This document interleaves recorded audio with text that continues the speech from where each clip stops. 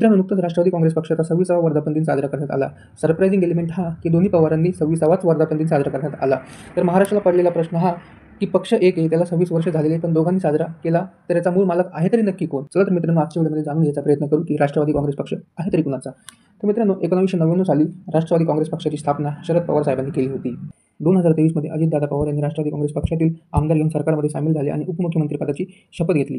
तर तसं बघायला गेलं तर 1999 साली स्थापना शरद पवार साहेबांनी या पक्षाची केली आणि 2023ला जेव्हा बंद झाला तेव्हा अध्यक्ष पण शरद पवार साहेब होते. तर मूळ मालक शरद पवार आहेत. पण इलेक्शन कमिशननुसार पार्टी सिम्बॉल आणि ऑफिशियल पार्टी ही अजित पवार यांना देण्यात आली. राष्ट्रवादी काँग्रेस पक्षाचं चिन्ह कोण वापरेल हे जर इलेक्शन कमिशनने ठरवलं असलं तरी खरा निर्णय करणार होती जनताच. अशातच लोकसभेच्या निवडणुका लागल्या. त्यामध्ये शरद पवार गटाचे 8 खासदार आले, तर अजितदादाचा 1 खासदार.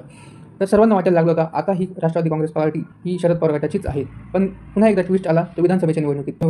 तर या विधानसभेमध्ये अजितदादा गटाला मिळाले 41 आमदार, तर शरद पवार गटाला मिळाले फक्त 10 आमदार. अजून देखील कन्फ्युजन तसेच आहे की नक्की जनता कोणत्या नेत्याच्या मागे आहेत, राष्ट्रवादी काँग्रेस पक्ष नक्की आहे तरी कुणाचा. तर हे नक्की कळेल महानगरपालिकेच्या निवडणुकामध्ये, ज्या दिवाळीनंतर आहे असं वाटतं आहे. तर कमेंट्समध्ये सांगा तुम्हाला काय वाटतं, राष्ट्रवादी काँग्रेस पक्ष नक्की आहे कुणाचा.